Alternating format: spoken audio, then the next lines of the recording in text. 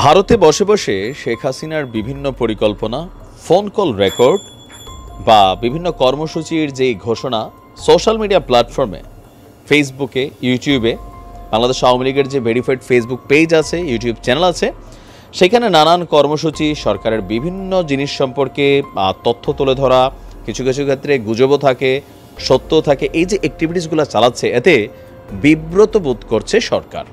এইমাত্র পাওয়া গরম খবর, শেখ হাসিনাকে নিয়ে একই চাঞ্চল্যকর তথ্য দিলেন নাঈম ইল্লি। প্রায় 3.5 মাস হতে চলল বাংলাদেশ থেকে ক্ষমতাচ্যুত হয়ে শেখ হাসিনা একটি সামরিক বিমানে চেপে দিল্লিতে অবতরণ করেছিলেন। তারপর থেকে তাকে আর এক মুহূর্তের জন্য প্রকাশ্য দেখা যায়নি। শেখ হাসিনার মাস্টার প্ল্যান তা কতটুকু সফল হবে, এই নিয়ে চাঞ্চল্যকর তথ্য দিলেন নাঈম ইল্লি। আর যার কারণে পররাষ্ট্র মন্ত্রণালয় থেকে একটা বক্তব্য এসেছে যে ভারত সরকারকে শেখ হাসিনার এই রকম অ্যাক্টিভিটিজের জন্য বাংলাদেশ সরকার একটা রিকোয়েস্ট করেছে। কোনটা? যে আপনারা শেখ হাসিনার ফোন ব্যবহারটা একটু বন্ধ করেন। কেন? কারণ তিনি অনলাইনে যা যা করছেন বা বিভিন্ন ধরনের অ্যাক্টিভিটিস করছেন, এতে বাংলাদেশের পরিস্থিতি, নিরাপত্তা সিস্টেম সব কিছু মিলে একটা অস্থিতিশীল অবস্থান তৈরি হচ্ছে। ভারতের উচিত শেখ হাসিনার এই বিষয়টাকে কন্ট্রোল করা।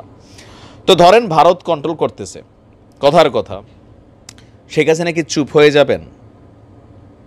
আওয়ামী লীগ যা করছে এ নিয়ে 1% অনুশোচনা কিন্তু আওয়ামী লীগের মধ্যে নাই। কারণ তাদের বক্তব্য খুবই ক্লিয়ার যে পরিকল্পিত একটা ষড়যন্ত্রের মাধ্যমে দেশি বিদেশি তাদেরকে উৎখাত করা হয়েছে। বেসিক্যালি তারা জনগণের সেবক এবং জনগণ তাদেরকে চায়। তবে এই কথাটার মধ্যে অনেকটা ফারাক আছে। এটা ছিল না নির্বাচন সিস্টেমকে ম্যানিপুলেট করা, অথবা সর্বশেষ পর্যায়ে এসে গ্রেপ্তার, রাতের আধারে পুলিশের অভিযান, বিজিবির অভিযান, র্যাবের অভিযান, এগুলো তো দিনের আলোর মতন সত্য। তো যাই হোক, তো শেখ হাসিনা ভাবছেন বা আওয়ামী লীগ ভাবছেন বাংলাদেশে তারা আসবেন, কারণ এই দেশের মানুষ তাদেরকে চায়। তো কিভাবে আসবেন? বেসিক্যালি বাংলাদেশ আওয়ামী লীগ একটা মহেন্দ্র ক্ষণের অপেক্ষায় আছে। একটা মহেন্দ্র ক্ষণ, কাঙ্ক্ষিত সময়ের। কি সেই সময়? এটা নিয়ে দেশে এবং বিদেশে গবেষণা হচ্ছে। যারা রাজনীতির বিশ্লেষক আছেন, বিভিন্ন থিঙ্ক ট্যাঙ্ক আছেন, এগুলো নিয়ে যারা গবেষণা করেন, তারা বলছেন যে শেখ হাসিনা বেসিক্যালি একটা মহেন্দ্র ক্ষণের অবস্থা, মানে অপেক্ষা করছে। মহেন্দ্র ক্ষণের আগে যেটা যেটা করা দরকার সেটাও পরিকল্পিতভাবে তিনি করছেন। তো পরিকল্পিতভাবে কি করছেন? আলোচনায় থাকার জন্য মাঝে মাঝে ফোন কল রেকর্ড পাঠাচ্ছেন। একদম গ্রামের প্রত্যন্ত অঞ্চলের একজন চেয়ারম্যান, একজন ছাত্রলীগের নেতা, বাস্তব অবস্থায় শেখ হাসিনার সাথে একজন মন্ত্রীও ফোনে কথা বলার সুযোগ পায় না বা এমপিরা পায় নাই, সেখানে আজকে তিনি নিজে ফোন দিচ্ছেন, যে ফোন আলাপগুলো ভাইরাল হচ্ছে। তো বোঝাই যাচ্ছে এগুলা পরিকল্পিত, যে দেশের মধ্যে একটা যে সরকার আছে বা যারা আছে তাদের মধ্যে ভয় তৈরি করা। এটা তিনি সফলও হচ্ছেন। সবাই মানে এমনিতে সারাদিন দেখবেন যে প্রত্যেকটা টিম এ বি এর বকে, বি সি এর গায়লাগালি করে, অথবা তাদের মধ্যে মনক্ষুণ্ণতা হচ্ছে, নানান অ্যাক্টিভিটিস হচ্ছে। কিন্তু যখনই শুনে যে শেখ হাসিনা আসবে, আওয়ামী লীগ প্রোগ্রাম করবে, তখনই সবাই কিন্তু চুম্বকের মতন চুম্বক গতিতে একত্রিত হয়ে যায়। কেন? এইটা তারা বোঝে যে শেখ হাসিনা যদি বাংলাদেশে এই মুহূর্তে আসে, আওয়ামী লীগ এখনও শক্তি ওই লেভেলে হারায় নাই। দলীয় নেতাকর্মীরা আত্মগোপনে ঘাপটি মেরে আছে, নেতা নাই, নেতৃত্ব শূন্য দল। এই কারণে কিন্তু শেখ হাসিনা পা দিলে গর্তের মধ্য থেকে পিপিলিকার মতন সব কিন্তু বের হয়ে আসবে। আর ওই পরিস্থিতিতে পুলিশ কাজ করবে না, এটা বাস্তব, চোখের সামনে। সেফটি ইস্যুতে তারা মাঠে নামবে না। পেশি শক্তির দিক থেকে এই মুহূর্তে মানে বাংলাদেশে কয়েক লক্ষ লোক মারা যাবে, এটা হচ্ছে বাস্তবতা যদি কখনো এরকম হয়। আর সবার আগে কারা বাটে পড়বে? সমন্বয়ক জামাত ইসলাম, বিএনপি একটু কম বাটে পড়বে, এটা ক্যালকুলেশন বোঝা যাচ্ছে। তো এরকম পরিস্থিতিতে তারা কিন্তু সবাই একত্রিত হচ্ছে। তো এইরকম একটা ঝুঁকি শেখ হাসিনা এই মুহূর্তে নিবে না। বিশ্লেষকদের বক্তব্য যে এই মুহূর্তে এরকম ঝুঁকি নিবে না। তো কখন ঝুঁকি নিবে? ওই মহেন্দ্রক্ষণ। কখন সেই মহেন্দ্রক্ষণ? বিভিন্ন কারণে, বিভিন্ন ইস্যুতে ডক্টর মোহাম্মদ ইউনূসের এই সরকার, অন্তর্বর্তী সরকারটা যখন দুর্বল হয়ে যাবে, অন্তর্বর্তী সরকার যখন ব্যর্থ হয়ে যাবে, এই সময়টার জন্য আওয়ামী লীগ ঘাপটি মেরে বসে আছে। এখন অন্তর্বর্তী সরকার ব্যর্থ হওয়ার মধ্যে অনেকগুলো সিমটম আছে। অনেকে ভাবতে পারেন যে তখন কিভাবে আওয়ামী লীগ ফাংশন করবে। আবার আসেন কিভাবে ফাংশন করবে। বিএনপি এবং কি বলা হয় যে জামাত ইসলাম, দীর্ঘ দিন যাবৎ জামাতের রাজনীতিটা বিএনপির কাঁধের উপর ভর করে চলছে, কিন্তু আজকে প্রধান দুইটা প্রতিপক্ষ হচ্ছে আওয়ামী লীগ শূন্য মাঠে, জামাত বিএনপি একে অন্যের, দুই দলেরই টার্গেট ক্ষমতায় যাওয়া, তাই না? রাজনীতিতে তারা তাদের মতন করে করছেন, কিন্তু এখন বাগনাই মানে কি বলে যে খালি মাঠে দুইটা টিমই, দুটোটাই বাঘ, জামাত ইসলামও বাঘ, আমরা বললাম বিএনপিও বাঘ। তো তাদের মধ্যে বিভক্তি অলরেডি চলে আসছে, অনেক নীতিগত ইস্যুতে বিভাজন আমরা দেখতে পারতেছি, বাকি আছে সমন্বয়ক।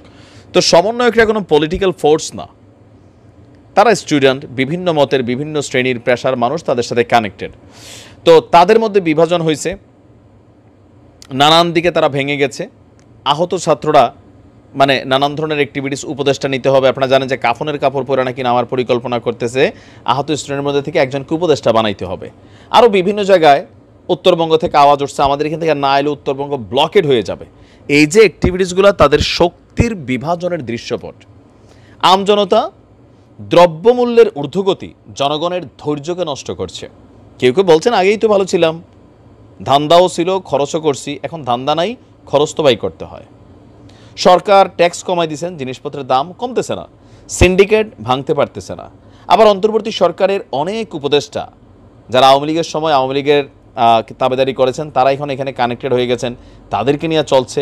ওদিকে চরমনাই হুজুর বাংলাদেশ ফজল করিম, তারা আওয়াজ দিচ্ছে উপদেষ্টা ফারুকের যদি না সরায় রাজপথে নামবে। ইউনূস সরকারকে প্রত্যেকটা রাজনৈতিক দল নানানভাবে হুমকি ধামকি দিচ্ছেন।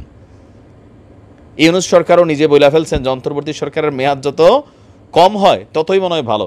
এটা হচ্ছে ফ্রাস্ট্রেশনের একটা বহিঃপ্রকাশ। প্রথম দিকে কিন্তু এমন ছিলেন না। তিনি বলতেন যে জনগণের নির্বাচনের জন্য দিন তারিখ ঠিক করবে, সংস্কারটা বিশাল প্রক্রিয়া। তো সংস্কার ও দৃশ্যমান কোনটা হচ্ছে? কিছুই হচ্ছে না। প্রশাসনে বিভিন্ন জায়গায় কাজ হচ্ছে না। আসিফ নজরুল ইসলাম বলছেন আরও অনেক সময় লাগবে। রাজনৈতিক দলগুলো সময় দিতে চাচ্ছে না। জনগণ, আইনশৃঙ্খলা বাহিনীর চরম অবনতি হয়েছে, আইনশৃঙ্খলা পরিস্থিতির বিভিন্ন জায়গায় লুটপাট চলছে। বিএনপির একাংশের নেতাকর্মীরা এগুলা করছে, নিজেরাও লাগালাগি করতেছে। আবার আওয়ামী লীগও বিভিন্ন জায়গায় পরিস্থিতিকে আপনার কন্ট্রোল নিয়ে নিচ্ছে। এই সকল কিছু মিলিয়ে এই যে একটা অস্থির সিচুয়েশন, যে কোনো সমস্যা এই সরকারটা ফ্লপ করবে। জনসমর্থন হারাচ্ছে, 100% হারাচ্ছে, আর হারাবে এটা তো স্বাভাবিকই। দেখেন শেখ হাসিনা ইস্যুতে তারা সবাই একজোট, শেখ হাসিনা একা বনাম সবগুলো রাজনৈতিক দল। এখন যখন ক্ষমতার ইস্যু আসে 5 জন 5 পথে, যখন 5 জন 5 পথে আওয়ামী লীগের সাথে ABCDE যে কোনোটা কিন্তু আস্তে আস্তে ঘেঁষবে। কারণ আওয়ামী লীগের তো ভোটার আছে না? আছে। এই নির্বাচনের প্রয়োজনে বিএনপির জিতাইয়ে দিবে, অথবা জামাতের সাথে যে ঠিক আছে আমরা সাপোর্টটা তোমাদেরকে দিলাম। একটা কনফিউশনে আছে 5টা দল। এরকম সিচুয়েশনে আইসা ফাইনালি হঠাৎ করে যেদিন অন্তর্বর্তী সরকার ব্যর্থ হবে, তখন আবার আওয়ামী লীগ ওই যে রাখাল এবং বাঘের গল্পটা একদিন বলছিলাম, সেরকম কিছু ঘটবে বলে রাজনৈতিক বিশ্লেষকরা নানানভাবে নানানজন মত দিচ্ছেন। হুট করে তখন শেখ হাসিনা দেশে আসতেও পারে, আইসা দিনে জেলেও যাবেন। কিন্তু শেখ হাসিনা দেশে আসা, জেলে যাওয়া এই সরকারের জন্য এই পরিস্থিতিতে এটাকে কন্ট্রোল করা খুবই হার্ড সিচুয়েশন। যারা বলছেন রাজপথে জীবন দেব, যে জীবন কে কতবার দিবেন, যখন আওয়ামী লীগ ফেস করবে, এখন তারা কিন্তু ক্ষমতায় নাই, সরকার নেই। সরকার থাকলে জবাব দিতে আছে, বিরোধী দল তো তার জবাব দিতে নাই। তখন এই দেশে অনেক মানুষ মারা যাবে, এরকম একটা পরিস্থিতি তৈরি হয়ে যাবে। আর এটা ক্ষমতার জন্য আওয়ামী লীগ করবে, এটা হচ্ছে বাস্তবতা।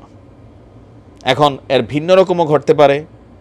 পজিটিভ দিক এমনও হতে পারে যে ডক্টর মোহাম্মদ ইউনূসের সরকার ফাংশন করেছেন, খুব দ্রুতই তিনি পরিস্থিতি কন্ট্রোলে নিয়েছেন, আইনশৃঙ্খলা বাহিনীর উন্নতি হচ্ছে, দ্রব্যমূল্যের দাম কমে যাচ্ছে, সমন্বয়করা একত্রিত হয়ে গেছেন, বিভাজন নাই। এগুলা যদি হয় তাহলে আওয়ামী লীগের ওই অপেক্ষাটা শেষ হবে না, এর আগে নির্বাচন হয়ে যাবে। আর যদি এটা না হয় তাহলে অনেক কিছুই ঘটতে পারে সামহাউ। ভালো থাকুন, আসসালামু আলাইকুম। সাবেক প্রধান বিচারপতি মোহাম্মদ ফজলুল করিম আর নেই। ইন্না লিল্লাহি ওয়া ইন্না ইলাইহি রাজিউন। তার বয়স হয়েছিল 81 বছর। ফজলুল করিম স্ত্রী ও 2 ছেলে 3 মেয়ে সহ অসংখ্য গুণগ্রাহী রেখে গেছেন। তিনি দেশের 18তম প্রধান বিচারপতি হিসাবে দায়িত্ব পালন করেন। রাজধানীর বেসরকারি একটি হাসপাতালে আজ শনিবার ভোর 4:43 বিচারপতি ফজলুল করিম শেষ নিঃশ্বাস ত্যাগ করেন বলে জানিয়েছেন তার ছেলে আহমদ নাকিব করিম। তিনি প্রথম আলোকে বলেন, আজ বাদ জোহর সুপ্রিম কোর্ট প্রসঙ্গে জানাজা অনুষ্ঠিত হবে।